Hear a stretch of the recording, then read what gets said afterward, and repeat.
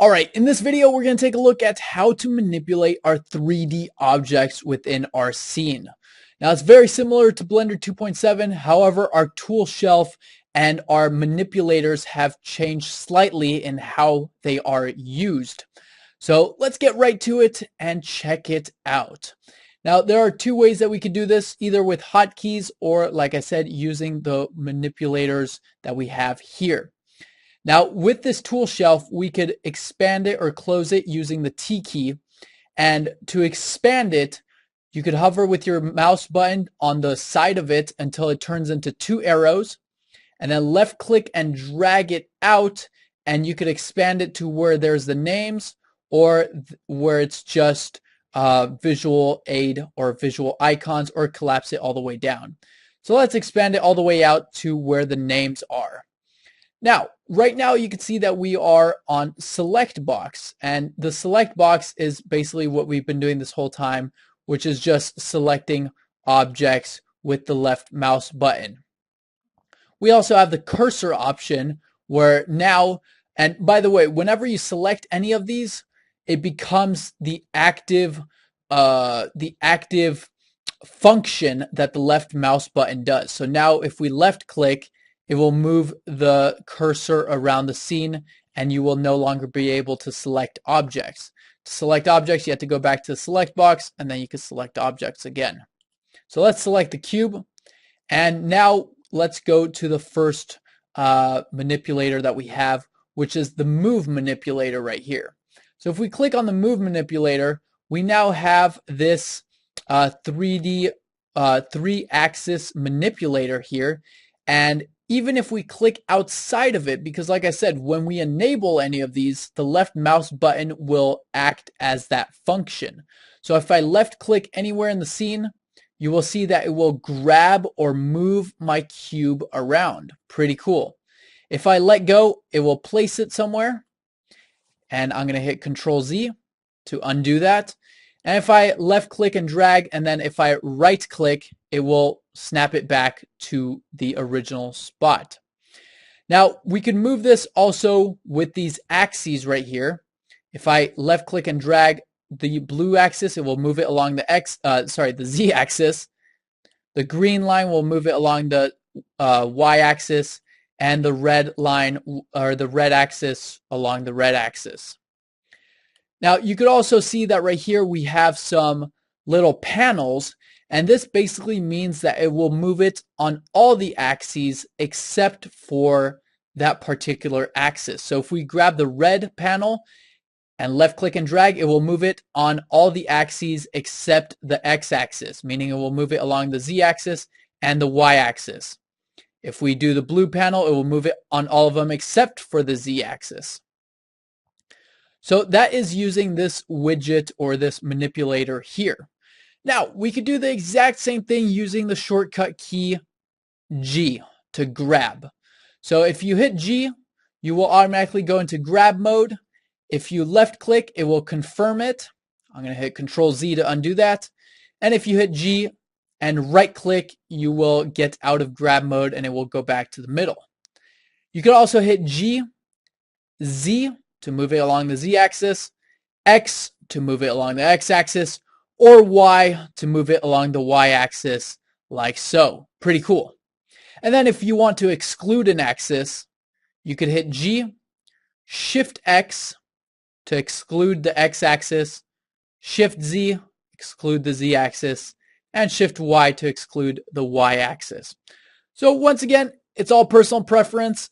I personally pretty much never use these transform manipulators. 90% of the time I'm using shortcut keys because it's a lot faster and much easier. All right, the next function that we have is the rotate function. Now, much like the other one, we have different axes, and if we left click and drag on any of these, we can rotate our object. Now you can see that, let me hit Control Z to undo that.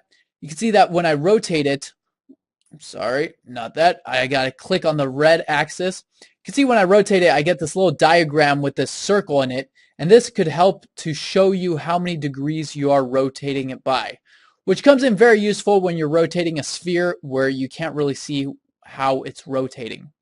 I'm going to right click to leave it in the center, or to not confirm that rotation. And again, we have the Y axis, right click, and the Z axis, right click. Now, if we left click and if we left click anywhere, like out here, it will rotate it in that perspective or in that view. And if we left click in the middle right here, not hitting any of the axes, it will do a tumble rotation. Pretty cool. And then again, you could let go of the left click to confirm, or you would right click to not confirm. And I'm going to hit Control Z. Now we can do the exact same things by hitting the R key to rotate, and then hitting the R key and then Z, X, and Y to rotate it along those axes. And then we could hit R twice, so R and then R again to do the tumble rotation. Cool. The last one is the scale. And the scale is basically sizing it up and down. Again, same as all the other ones. You got the X axis. I'm going to right click to undo. Same exact functions. Z and Y. And again, right click to undo that. And we have the panels again, meaning if I click on the red panel, left click and drag, it will scale it on all of them except the X axis, all of them except the Z axis, etc., etc. And once again, if I click anywhere in the 3D space, it will scale up my cube, because that is the function that we have. And the shortcut key for that is the S key, which scales it. And once again, S, X, Y, Z, or S, Shift Z, Shift X, and Shift Y for those.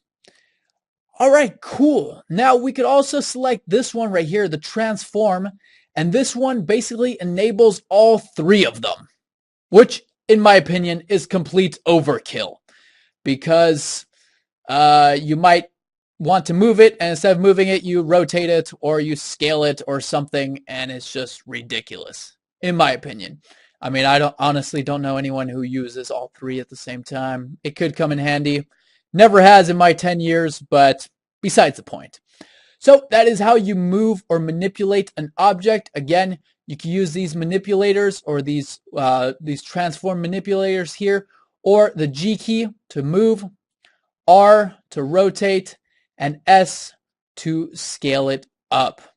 Now, one last thing that I want to show you is you could actually move, rotate, or scale these in increments. So if I hit G and X to move it along the X axis, let me go to the top view. If I hit G, X, and then I could hit 1 on the keyboard, on the top keyboard, I will move it along one Blender unit to the right of the, and let me hit Control Z because the cube is not centered. There we go. G, X, 1, and it will move one Blender unit to the right. Or I could hit G, X, 4, and it will move it 4 Blender units to the right. By the way, these right here are Blender units, and as you zoom in more, you can see that they go, they get bigger or smaller, and kind of like infinite Blender units. So you could also do R. If you do R to rotate and then 45, the rotation is in degrees, so it will rotate it 45 degrees. And of course, you could do S to scale and then 3 to scale it up 3 times. Or you could do SY to only scale it along the Y-axis, and 3 to scale it 3 times along the Y-axis. So many different ways. When you input an amount like that, it allows for you to move it much more precisely. So for example, you could hit GX 1.55, you know, very, very precise. Or you could just hit G or GX, etc. Anyways, that is how you manipulate an object. We'll take a look at more things later on, but that's it for now. Hope you enjoyed this tutorial. Again, head on over to BlenderMania3D.com, join the community, share your work, post on forums. Look forward to seeing you there, and I'll see you in the next video. Ciao for now. Au revoir.